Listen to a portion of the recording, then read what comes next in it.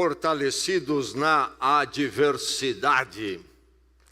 Este tema expressa a mensagem da primeira carta do apóstolo Pedro. Temos duas cartas do apóstolo Pedro nas Escrituras, no Novo Testamento. E fortalecidos na adversidade expressa então a mensagem central desta carta do apóstolo às igrejas. E nós vamos, neste domingo, nos próximos, atravessar esta carta e ser abençoada por ela, uma carta relevante e necessária para todos nós, neste momento que vivemos no mundo, que assim Deus nos coloca. Então, 1 Pedro é o nosso texto para hoje e os próximos domingos. Hoje vamos focar no verso 1 ao verso 2, primeiro capítulo, verso 1 ao verso 2. 1 Pedro 1, 2. E antes de nós lermos esses versos, há nesta carta que resume bem a motivação desta carta, a motivação do apóstolo Pedro. Um verso que é muito conhecido entre os crentes, mas que ele não é entendido plenamente porque não se atenta para a carta como um todo. Quando nós olharmos esta carta toda, este verso vai ser ainda muito mais significativo para nós. Que verso é esse? Está no capítulo 5, é o verso 7. 1 Pedro 5, 7 diz: lancem sobre ele toda a sua ansiedade, porque ele tem cuidado de vocês. Vamos proclamar juntos este verso, ministrar um ao outro em voz alta. Então juntos, lancem sobre ele toda a sua ansiedade, porque ele tem cuidado de vocês. Isto é, porque ele se importa com vocês. Então ele aqui, Deus revelado em Cristo.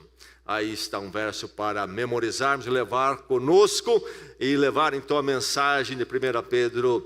E vai acontecer momentos em nossas vidas quando isto será profundamente relevante, mas é em todo o tempo. Então 1 Pedro capítulo 1, versos 1 e 2. A palavra de Deus o encontra neste ponto rumo à eternidade. Que a palavra de Deus o abençoe e edifique nesta noite. Que todo o coração aqui esteja aberto para a palavra. Diz assim, ouça: Pedro, apóstolo de Jesus Cristo, aos eleitos de Deus, peregrinos, dispersos no Ponto, na Galácia, na Capadócia, na província da Ásia e na Bitínia, escolhidos de acordo com o pré-conhecimento de Deus Pai, pela obra santificadora do Espírito, para a obediência a Jesus Cristo e a aspersão do seu sangue. Graça e paz lhes sejam multiplicadas. Antes de ler mais uma vez esses dois versos, quero chamar a sua atenção para um outro verso nesta carta que é relevante para esses dois versos. No capítulo 5, no verso 13, nós temos o apóstolo Pedro falando o seguinte, lembrando que o capítulo 5, então aqui, já é a conclusão, são as saudações finais desta carta. E então ele diz assim: aquela que está em Babilônia, também eleita, envia-lhes saudações, e também Marcos, meu filho. Então, aquela que está em Babilônia, também eleita, envia-lhes saudações. 1 Pedro, capítulo 1, versos 1 e 2, a palavra de Deus, mais uma vez, para a bênção da sua vida. Pedro, apóstolo de Jesus Cristo, aos eleitos de Deus, peregrinos dispersos no Ponto, na Galácia, na Capadócia, na província da Ásia e na Bitínia, escolhidos de acordo com o pré-conhecimento de Deus Pai, pela obra santificadora do Espírito, para a obediência a Jesus Cristo e a aspersão do seu sangue. Graça e paz lhes sejam multiplicadas.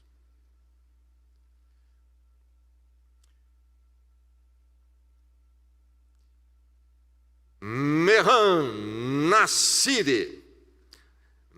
Nasiri, um cidadão iraniano, passou por uma experiência única, ou muito rara, e que marcou aí a história recente nos jornais como fato curioso.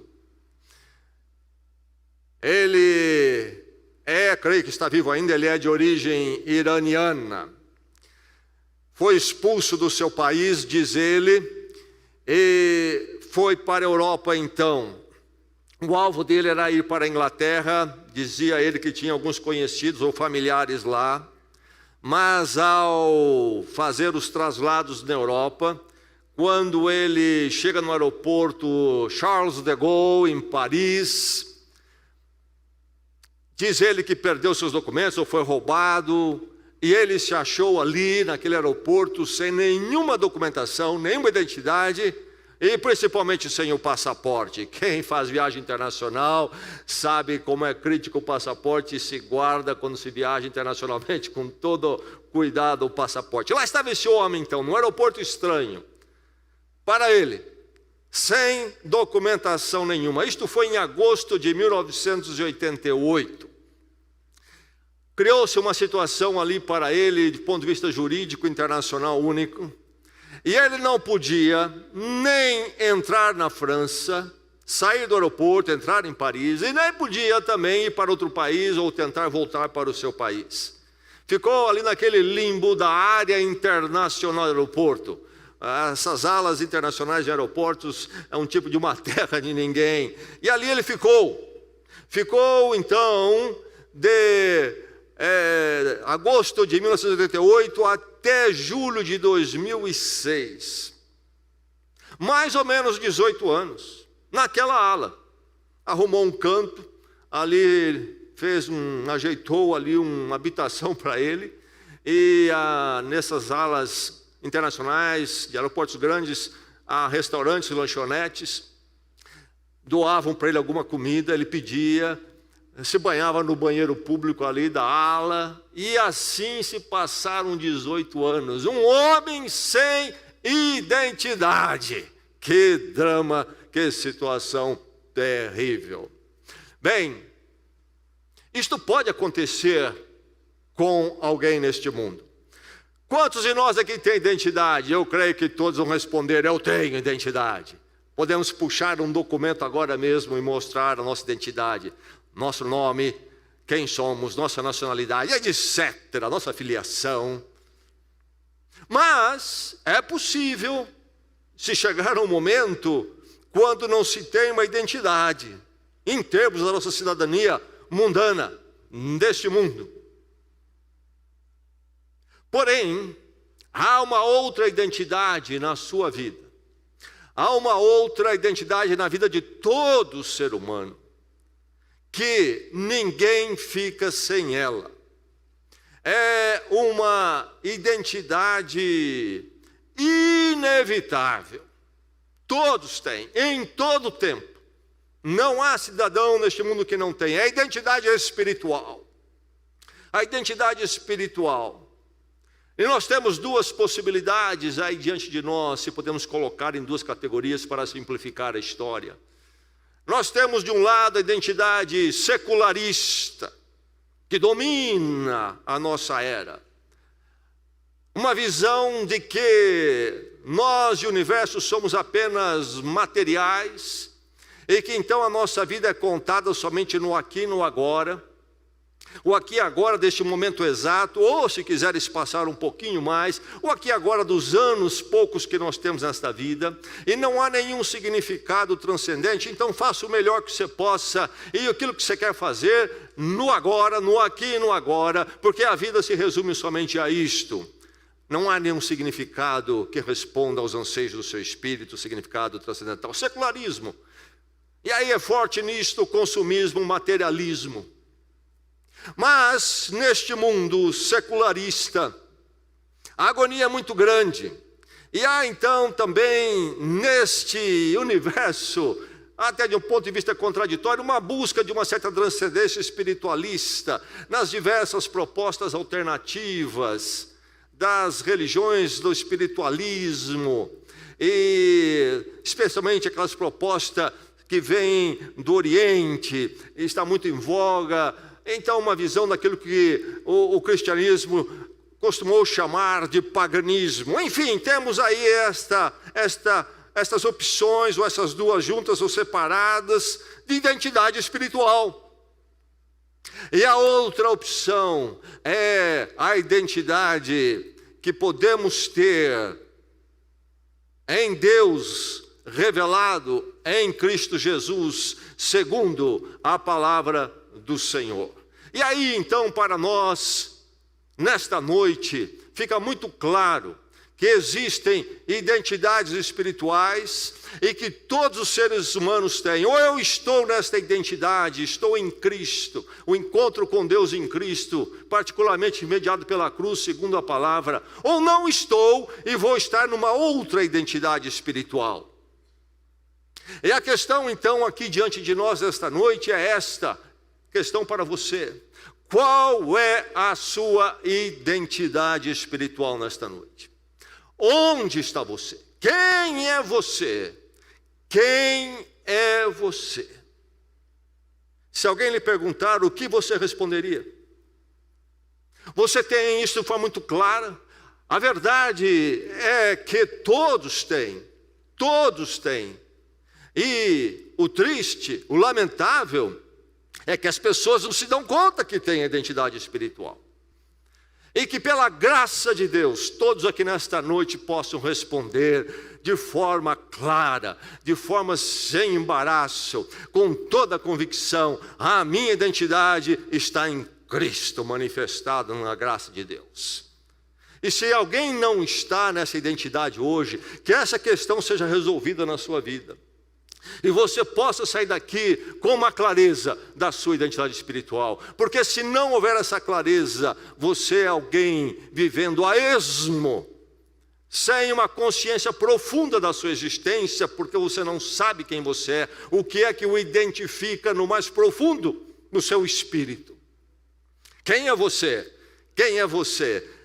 Você tem uma identidade espiritual. Descubra e verifique que se você não tem identidade espiritual em Cristo, você venha a ter.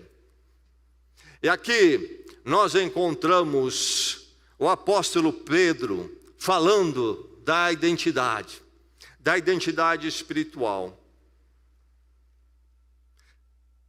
Como é que ele faz isso? Por que ele faz isso? O apóstolo Pedro era judeu, vivia lá então na Palestina, natural da região da Galileia, mas é entendido que ele tem um momento quando ele passa a morar em Roma, capital do império, e migra para lá. Se ele morreu em Roma é algo que é motivo de muito debate.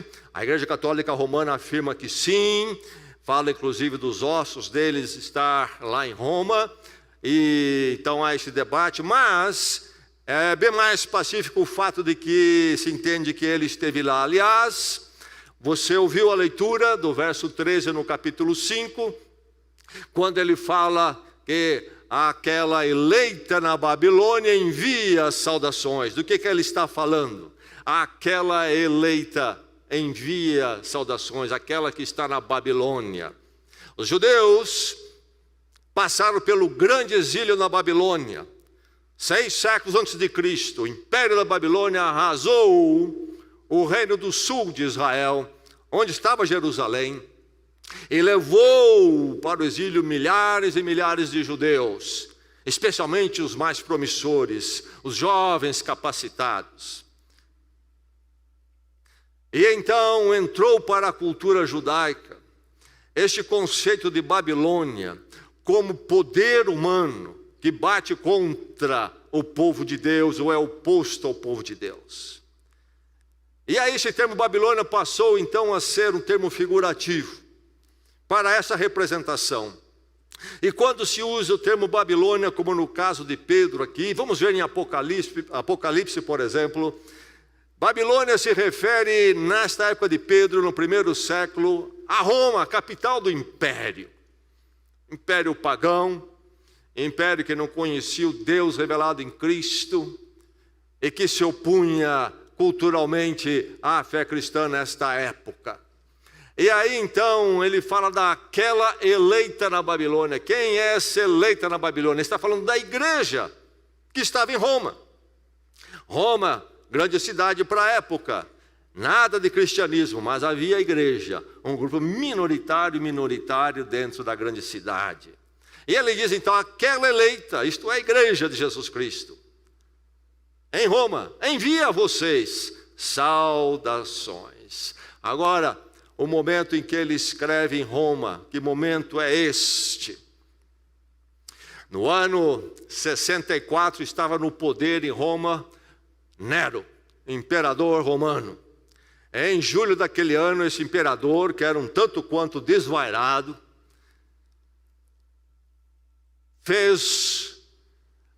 estabeleceu ali, organizou grupos para colocar em fogo na capital, incendiarem a cidade.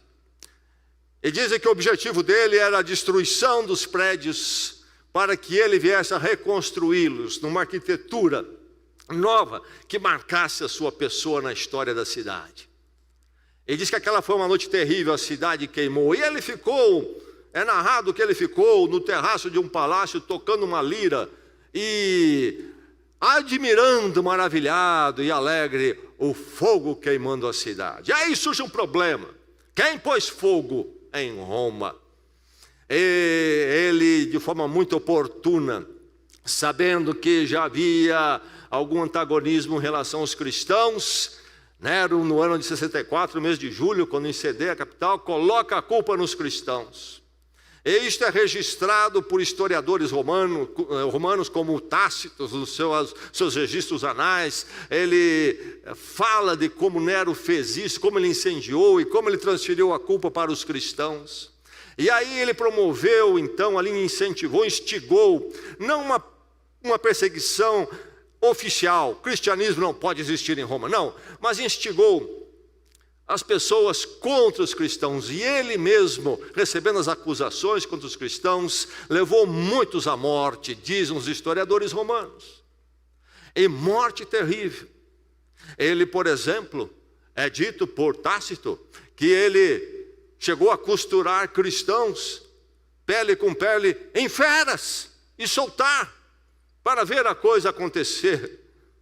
Diz Tácito que ele chegou a tomar corpos de cristãos e colocar em postes e queimar à noite como se fosse luz pública para iluminar as ruas. É a loucura deste homem. Lá está Pedro em Roma nesta época. 64, o grande incêndio. Certamente a vida dos cristãos dali para frente não foi fácil. Nero acaba se suicidando em 68. Mas 64, até a morte dele, certamente foram anos difíceis. E se na capital do império surge esse movimento estimulado pelo imperador anticristão, certamente isso repercutiu pelo império todo. Os cristãos sempre tiveram dificuldades, inclusive os judeus foram sempre opostos ao cristianismo em muitos lugares. Muitos se convertiam, outros não, e a oposição surgia. Mas também havia esta oposição, então, já a essa altura da vida de Pedro aqui, depois do ano 64, a oposição aos cristãos. E aí, Pedro escreve a quem? Escreve aos cristãos que estão nas regiões lá no norte da Ásia Menor, chamada Turquia hoje. Que regiões são estas? Ponto, Galácia, Capadócia, Ásia, Bitínia, todos lá no norte da Turquia atual. Então ele está em Roma e escreve para esses cristãos na linguagem de hoje, no norte da Turquia. E é interessante, inclusive, que a citação dessas regiões segue uma sequência, segundo os entendidos, que seria a sequência natural que seguiria o mensageiro carregando esta carta para as igrejas dessa região. A sequência geográfica. Aliás, Joséfos, o historiador judeu contratado pelos romanos, ou adotado pelos romanos, escreve que antes de Cristo, na viagem de Herodes o Grande, ele fez um circuito parecido, porque é o sentido correto para uma boa viagem ali, um circuito na região. Enfim, então ele escreve para esses nesta região. Eles estão vivendo que momento? Um momento difícil. Eles têm uma identidade, e essa identidade provoca uma tensão com as outras identidades presentes na cultura, ou a identidade coletiva da cultura, a identidade espiritual, a identidade em relação às verdades eternas, sobre quem nós somos diante da eternidade e desta vida. Grande é a tensão. E aí então Pedro escreve esta carta para o quê? Para dar força àqueles irmãos naquelas regiões que passavam por um momento difícil. Havia esta oposição cultural, social. Não havia nesta época de Nero ainda um decreto proibindo a religião cristã, mas havia o antagonismo, e de forma muito comum se levava os cristãos aos tribunais, acusando disto e daquilo. Então eles têm todo o desconforto, é uma hora de grande tensão com a cultura que tem uma outra identidade espiritual. Mas ele escreve então falando dessa identidade para eles, para dar a eles força. Saibam quem vocês são, saibam quem vocês são. E isto será força para vocês. E mais, não só para dar força, mas para dar consolo. Consolo. Certamente nesta região, o momento era difícil. Quando nós chegamos no ano 110, então mais tarde, está no poder Trajano.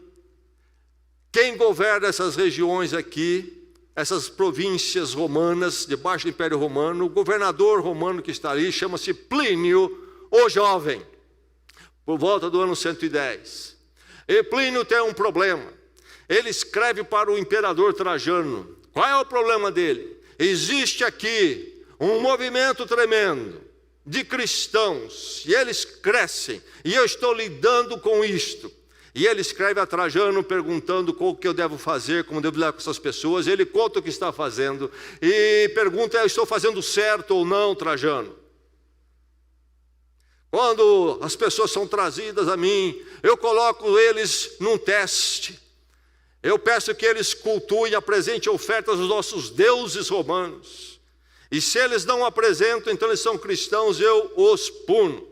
Devo fazer assim ou não, Trajano? E Trajano diz sim, diz: olha, não fique numa perseguição ostensiva, mas quando aparecer um desses, se manifestar, faça esse teste realmente. Aliás, Plínio diz: eu exijo deles ofertas, culto, adoração aos nossos deuses e ao Deus imperador também, que seria Trajano. Aí ele fala de como é difícil um cristão voltar atrás. Mas enfim, lá estão esses irmãos. Mais tarde, nesse tremendo embate, mas encontramos pela carta de Pedro aqui os sinais que já ali na década entre 60 e 70 era difícil a situação. Por isso ele escreve.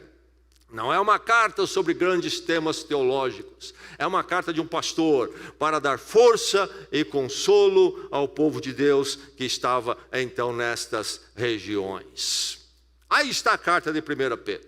Falando da identidade primeiramente, inicialmente. A identidade que nós temos, a identidade que aquele que está em Cristo tem. Uma identidade distinta. Note bem, uma identidade distinta. Uma identidade que distingue aquele que está em Cristo de todos os outros, de toda a humanidade. Você está em Cristo, a sua identidade está em Cristo, a sua identidade então é distinta, o difere. Nunca se esqueça disto. Que isso seja muito claro para você. E novamente, se nesta noite você não pode dizer que Deus alcance o seu coração.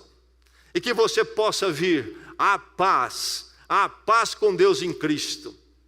E ter então a melhor das identidades, aquela que temos somente em Jesus Cristo. Sua identidade é distinta, porque ela vem como a sua vida. Como é que chega a sua vida?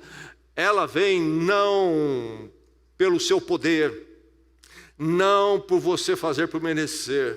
Ela vem através da intervenção divina na sua vida. É isso que Pedro está dizendo aqui. A quem ele escreve? Aos eleitos de Deus. Aos eleitos de Deus.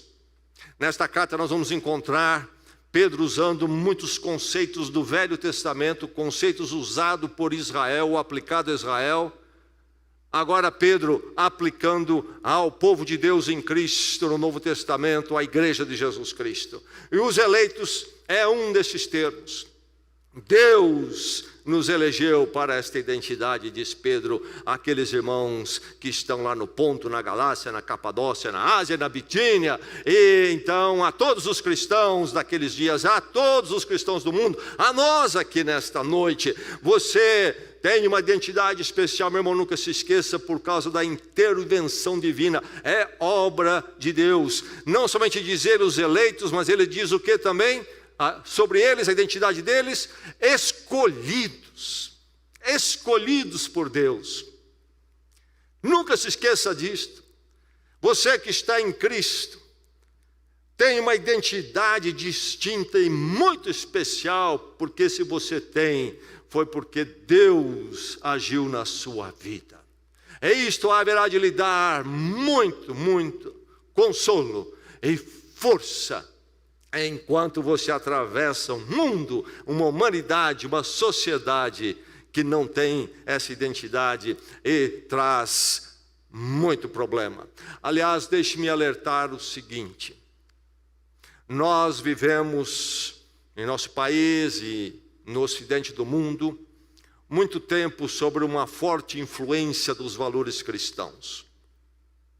Mas nas décadas mais recentes, essa influência está sendo erradicada muito rapidamente. E nós vamos entrando numa situação que nós não conhecíamos nos tempos mais recentes. Nós vamos entrando numa situação muito parecida com a qual estes irmãos, esses cristãos viviam no Ponto, na Galácia, Capadócia, Ásia e Bitínia. Uma cultura que não tem nenhuma influência da verdade de Deus em Cristo segundo as Escrituras. E tem por referência e caminho, identidade espiritual, uma proposta totalmente diferente. E a tensão é grande, nós vamos viver mais e mais tensão. Escreva isto. E esta carta se torna oportuna na sua vida, para você, sua família e seus filhos. Será um mundo de muito mais tensão para o crente do que já foi para nós nos nossos tempos recentes de vida e dos nossos pais, quem sabe. Mas enfim, aqui está esta identidade, força e consolo. Vocês são eleitos e escolhidos. Como isso acontece? Diz ele, pelo pré-conhecimento de Deus. E aí ele começa a revelar esse Deus cristão, que é o Deus da Trindade, trinitário. Um Deus único. Fala-se de Deus por aí. Quase todas as religiões falam de Deus. Mas não é o Deus das Escrituras. É um Deus diferente. É um Deus que fica aquém. E poderíamos falar muito sobre a Trindade e a necessidade de ser assim, e a grande verdade, a maravilha de ser assim. O mistério da Trindade, das três pessoas de um Deus único. E aí temos a manifestação disto para o nosso consolo, para a nossa força, porque somos eleitos e escolhidos pelo pré-conhecimento de Deus. Se nós estamos no mundo, e se nós temos essa identidade, e vivemos, e Deus nos coloca no mundo numa hora de tensão, como colocou estes, é algo que não foge ao controle, ao projeto, à obra, ao governo de Deus. A minha identidade não vem de mim, vem de Deus, é uma obra de Deus, aquele que é maior do que toda situação e cultura. É do pré-conhecimento de Deus, mas é também resultado da obra santificadora do Espírito Santo, diz Pedro aqui. Você ouviu? Ele diz aqui, como que este pré-conhecimento de Deus, que me faz eleito, escolhido, vem se aplicar à minha vida a intervenção do Espírito Santo. Jesus Cristo disse que o Espírito Santo viria para convencer o mundo do pecado, da justiça e do juízo. Se não há convicção do Espírito Santo, nós continuamos numa outra identidade espiritual, seja lá qual for, mas arrogantes e totalmente confiantes nas nossas virtudes e perfeições. Somos ótimos e maravilhosos, e se há algum probleminha nós damos um jeito naquilo tudo. Quando o Espírito Santo vem na obra santificadora, isto é, para nos separar, isto é santificar, separar dessa identidade do mundo, desta visão de vida do mundo, para nos colocar na visão de vida de Deus em Cristo. Quando vem isto, então tudo muda nossas vidas. Mas como que pode o Espírito Santo fazer isso? Aí ele diz então, na obediência a Jesus Cristo e a aspersão do seu sangue. O que é a aspersão do seu sangue? Novamente, Pedro vai buscar figuras do Velho Testamento. Encontramos a aspersão de sangue nas liturgias do povo de Deus no Velho Testamento. Êxodo 24, por exemplo, nós temos lá Moisés aspergindo sangue no altar e nas pessoas. Ali estava já a figura do sacrifício perfeito e único e definitivo de Jesus Cristo. O animal imolado, o seu sangue, a vida do animal se ia para que houvesse a purificação. E Moisés, ao aspergir o povo com sangue, diz: este é o sangue da confirmação da nossa aliança com Deus, já manifestando a aliança da graça de Deus ali. Então, um animal perecendo, até que veio então Jesus Cristo, que não é a sombra, não é a figura como o sacrifício de animais, mas a realidade, o sacrifício poderoso. E então aqui ele fala da aspersão do seu sangue, a vida de Cristo que se foi na cruz. A linguagem de sangue é para se referir à vida, a vida que se vai. E fala então o Evangelho que o sangue de Cristo verteu. Isto é, a vida dele se foi.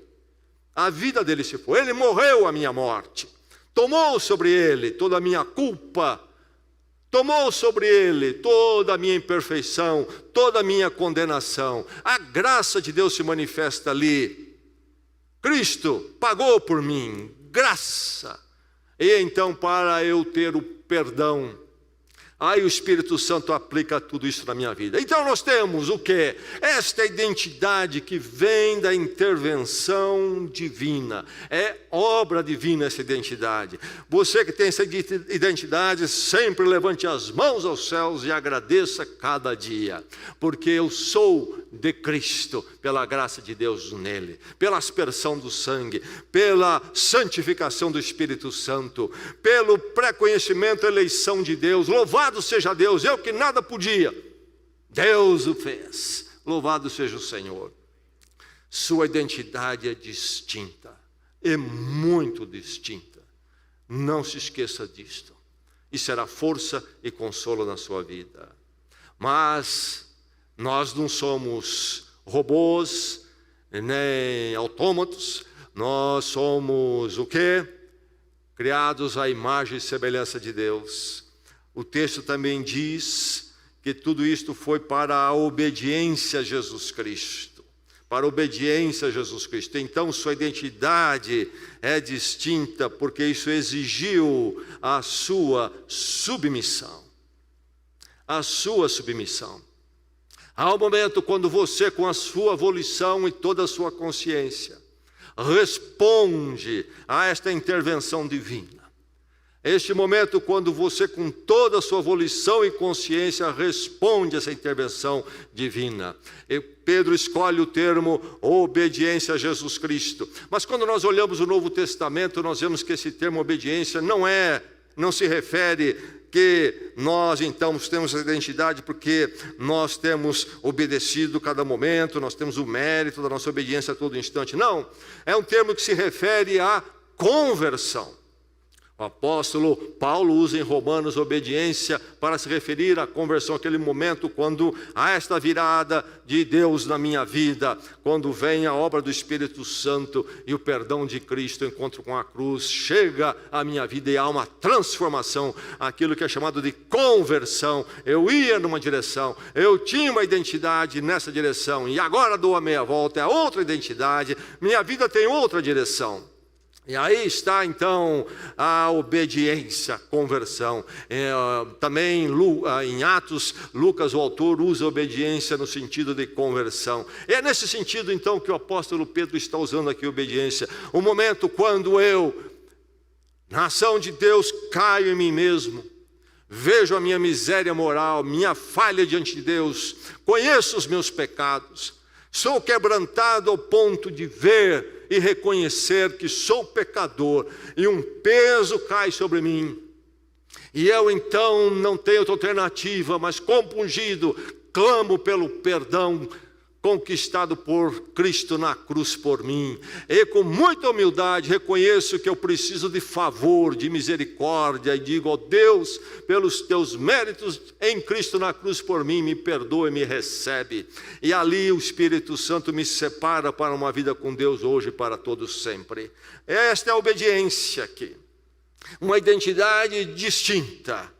E não somente vem da intervenção divina, mas exige a sua submissão. Você tem essa identidade? Você tem essa identidade? Você é distinto? Você é distinto?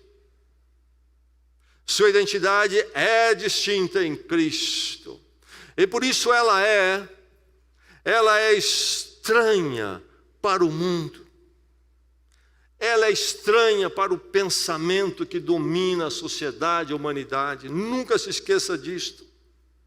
Ele chama os irmãos aqui do quê?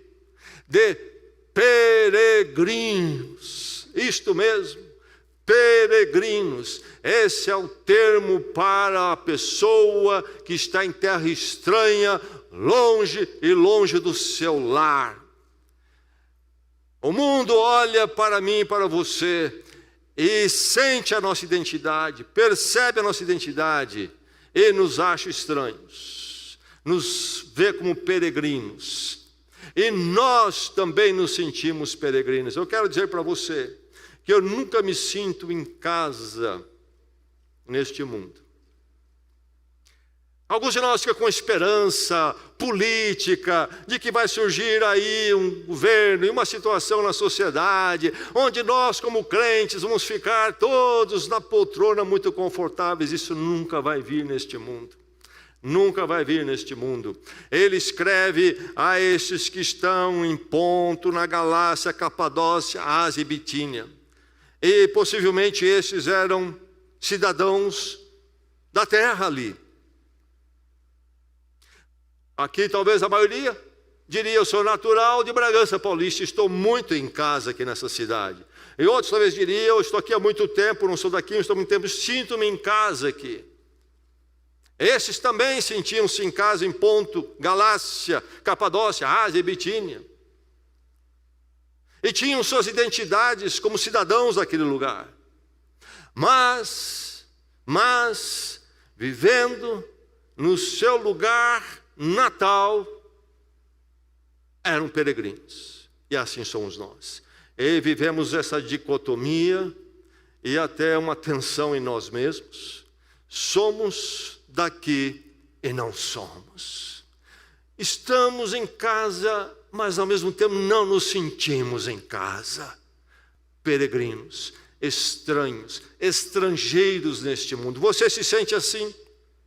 Ou você está em casa neste mundo, nesta cultura, neste mundo, nesse país, nesse estado, nessa cidade, você se sente em casa, então você precisa verificar a sua identidade, porque você não deve ter a identidade distinta, porque se você tiver essa identidade distinta, que vem pela intervenção divina na sua vida, e pela sua submissão, você há de se ver e se sentir como, então, um estranho, um peregrino em grande parte. Quando você vê um peregrino, isto é, um estranho, isto é, um estrangeiro, e você percebe que ele come comida que você não come, você percebe que ele se veste com roupas que você não usa, você vai ver que ele fala uma língua que soa estranho para você, os seus ouvidos, engraçado até. E se ele tenta falar a sua língua português, tem um sotaque também estranho e talvez até engraçado. É o peregrino. E eu estou inserido aqui neste lugar. Mas sabe, as pessoas percebem que a minha roupa, que o meu comer, que o meu falar é diferente. Eu estou no meio, mas parece que não sou daqui. As pessoas percebem isto, e eu sinto isto também.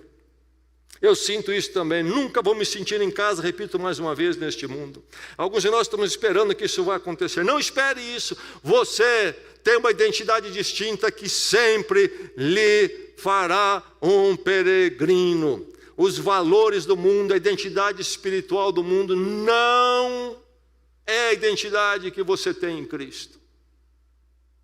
Você está, na verdade, de passagem por aqui até. Sua identidade é distinta. É mesmo, meu irmão? É mesmo, minha irmã? Você tem isso muito clara?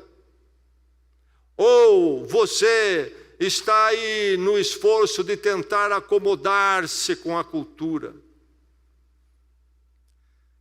Existe hoje um movimento embrionário, mas já bem avançado, para uma nova ordem mundial, paralelo a uma religião mundial. E nós temos muitos líderes cristãos abraçando essa proposta. Cristãos que têm uma posição progressista do ponto de vista sociológico e teológico. E aí então, vamos caminhar com o grande movimento da humanidade e chegar a uma unidade, a uma grande proposta universal. Mas os cristãos de verdade, aqueles que têm identidade distinta, eram areia no motor durante o Império Romano e serão nos dias de hoje nessas propostas. Vamos modificar as Escrituras, vamos modificar a fé, nós vamos cortar aqui, cortar ali, e de algum jeito vamos ficar todos confortáveis uns com os outros neste mundo. O Evangelho o torna distinto, a atenção sempre vai estar em você, como estava nestes aqui no primeiro século. Você é peregrino, você é peregrino. Estaremos sempre em tensão, em oposição. Jesus Cristo, no Sermão do Monte, diz que nós somos sal e luz no mundo. Esses dois itens são dois itens que, onde chegam, causam contraste, apresentam contraste. Eles não vêm para negociar, eles vêm para impactar, onde chega a luz, onde chega o sal. O mundo não tem problema com o nosso cristianismo, desde que nós sejamos pessoas que negociem o cristianismo. O que é que vocês estão sentindo desconfortável na minha identidade? Eu tiro isso, eu abro mão disso. O que é que vocês têm dificuldade com a palavra de Deus? Me diga, eu tiro. O que a cultura quer? Nós vamos fazer aqui um cristianismo que vai tornar-nos muito em casa, não seremos mais peregrinos. Que Deus nos livre disso. Sua identidade é distinta, peregrino. Uma identidade tremendamente distinta. Ela tem o perfil de esparramado. Podemos usar essa palavra para sentirmos o impacto do que Pedro diz aqui. Isto mesmo, a sua identidade tem um perfil de esparramado. Onde que Pedro fala em esparramado aqui nestes 2 versos? Ele diz que esses irmãos lá naquelas regiões eram dispersos, peregrinos dispersos. E o termo que ele usa aqui novamente é da cultura judaica. Qual é o termo exatamente que ele está usando aqui? Diáspora. Você já ouviu esse termo certamente, diáspora. Os judeus, como no caso da Babilônia, que eu já citei, foram levados para o exílio. E a verdade é que desde aquela época o povo judeu tem enfrentado momentos difíceis e que tem forçado eles a imigrarem de um lugar para o outro. E nós encontramos o povo judeu hoje, por exemplo, em todos os lugares do mundo. Você vai a alguma colônia ou representação judaica em toda a parte do mundo, não é verdade?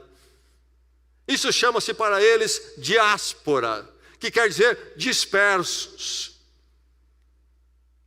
Agora, quando se fala em diáspora ou estar disperso, esta dinâmica da dispersão só é possível existir e acontecer se houver um ponto primeiro de coesão.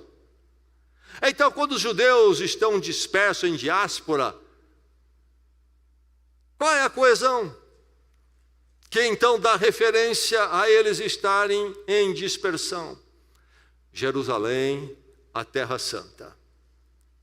Eles estavam dispersos da terra de Israel.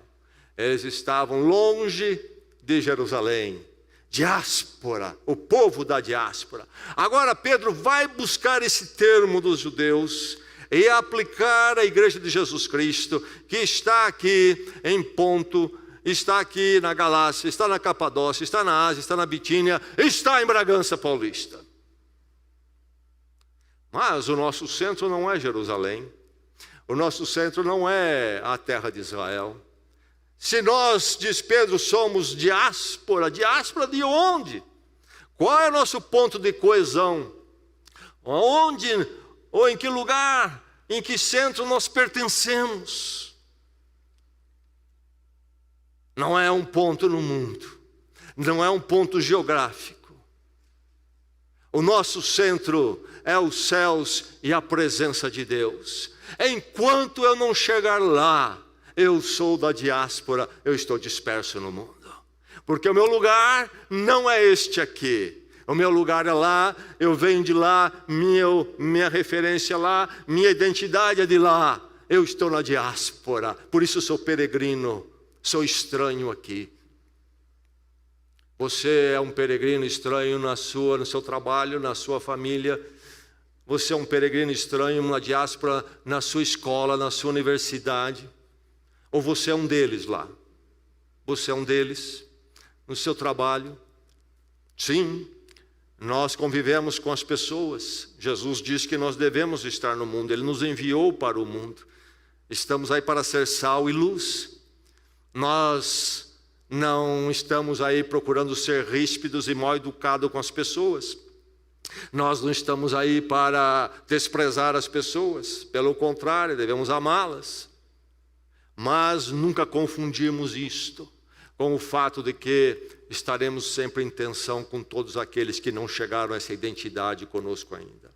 E nos sentiremos sempre na diáspora. Você está na diáspora, você se sente disperso, meu irmão. Você sente que você pertence realmente à presença de Deus na eternidade. E que só lá você vai estar em casa. E que lá é o seu ponto de referência. Lá é onde a sua vida precisa estar um dia.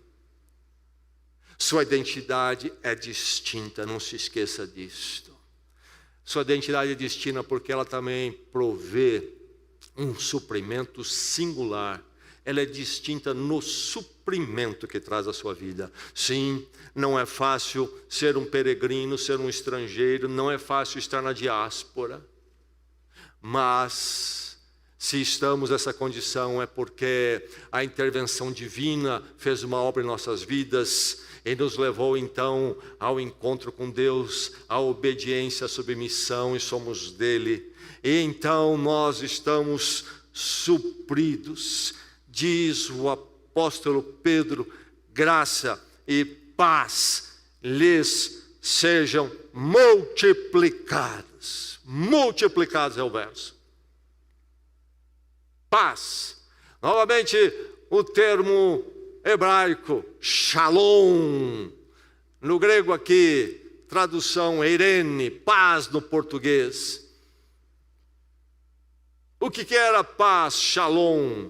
É o estado interior onde eu me sinto pleno em Deus e com um significado para a vida. E eu saio para viver na vontade de Deus, nas minhas atividades, no que eu sou.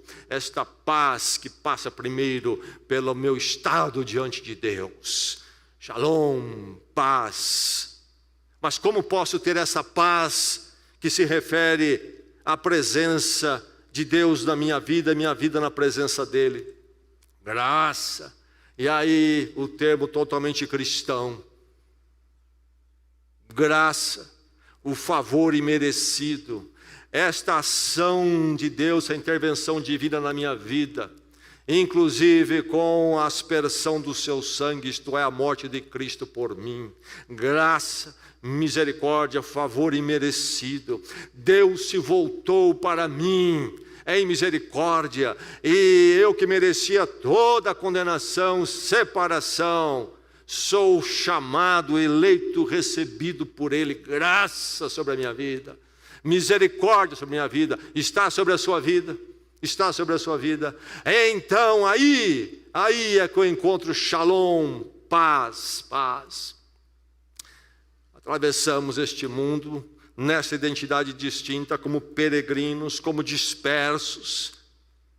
As horas podem ser muito difíceis, a tensão pode ser grande. Como podemos viajar esta viagem? Podemos, porque a graça de Deus está sobre nós, e então a paz com Ele está conosco. E nós não começamos ainda nem a esgotar o início do início da graça. Por isso ainda pode ser multiplicado. Deus tem muito mais. E quanto maior for a hora, quanto mais desafiadora for a hora, maior será a graça sobre nós. E por isso todos nós temos condições de sermos peregrinos deste mundo, vivermos a diáspora, porque a graça de Deus está sobre nós a cada momento, dispensando o que é necessário para que eu e você possamos viver esta maravilhosa identidade distinta de tudo mais no mundo. A sua identidade é distinta? É mesmo? É mesmo?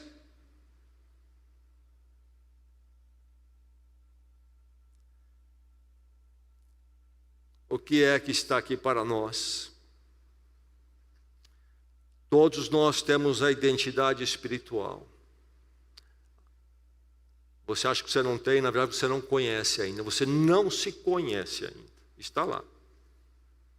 Precisa ser conhecido. Você não sabe quem você realmente é, enquanto você não puder dizer com clareza qual é a sua identidade espiritual. E eu espero que vocês todos aqui nesta noite possam dizer a minha identidade com toda a convicção, se dizer imediatamente: é Cristo Jesus, segundo as Escrituras. O que mais temos nós aqui? A identidade cristã é distinta. Ela é a verdade. Verdade é o que é sempre. Então, a nossa identidade, e a base dela é a palavra de Deus, não é algo que pode ser modificado a cada era, a cada época, como cultura e as identidades espirituais do mundo, a parte de Cristo faz. A identidade em Cristo é aquela, na verdade, é sempre essa, como era para os nossos irmãos em Ponto, Galácia, Capadócia, Ásia e Bitínia, assim é para nós hoje também. Não se reforma, não se muda, não se reescreve para acomodar a cultura. Identidade, então, é verdade. Essa identidade distinta é a verdade que está em Cristo e, portanto, é a identidade eterna. As identidades do mundo passam. Meu irmão, minha irmã, meu amigo aqui nesta noite, passa. Por isso que nós entendemos muito bem que somos peregrinos aqui, porque tudo isso há de passar. Nós caminhamos para a terra prometida do Senhor. Lá é o nosso lar, aqui é a diáspora. Mas essa verdade, essa identidade distinta, na verdade em Cristo, sendo verdade, é inegociável. Verdade não se negocia. Ela é o que é. Quando negociarmos, não é mais verdade. A verdade negociada não é mais verdade. Isto é o que nós temos aqui para nós nesta noite. Mas, meu irmão, minha irmã, a sua identidade, preste bem atenção, em Cristo. Esta que vem da intervenção divina. Por que o apóstolo Pedro começa a sua carta a esses irmãos lá com esta identidade, lembrando-os na sua saudação da identidade deles? Por quê? Porque nessa identidade você vai encontrar força para andar neste mundo. Você vai encontrar força. Quando eu sei que eu pertenço à identidade da intervenção divina na minha vida, eu continuo. E aí eu encontro não somente força, mas consolo. E em alguns momentos esse mundo à sua volta, onde você peregrina, há de trazer momentos de desconforto para você. E você vai precisar desse consolo, dessa identidade. Não se esqueça quem você é. Não se esqueça quem você é e de quem você é. Quando o mundo bater contra você, a cultura lhe oprimir e os valores que estão no ar chocarem com aqueles que você tem na palavra e em Cristo, encontre o consolo na sua identidade. Você é eleito de Deus, você é escolhido de Deus, você pertence a um povo muito especial.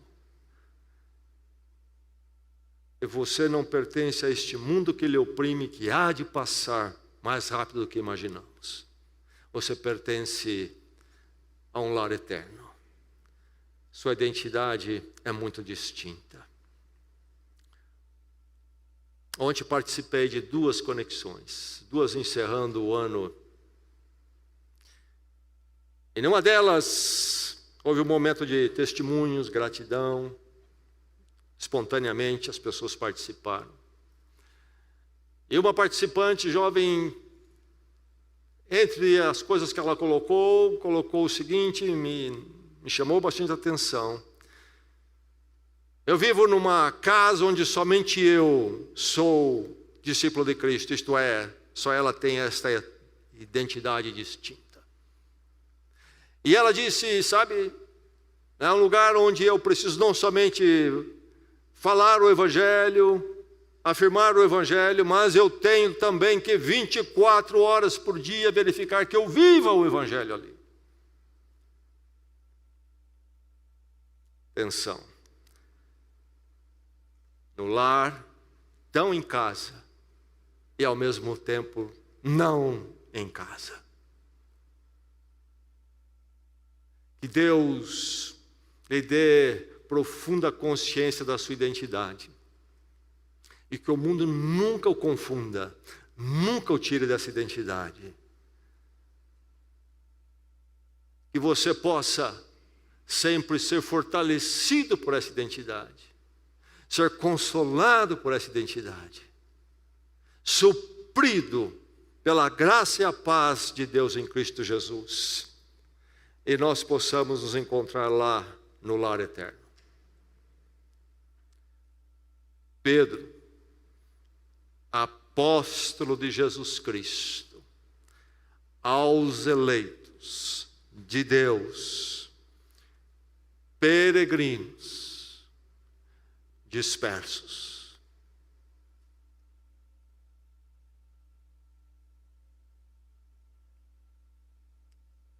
Vamos orar, vamos à presença do Senhor.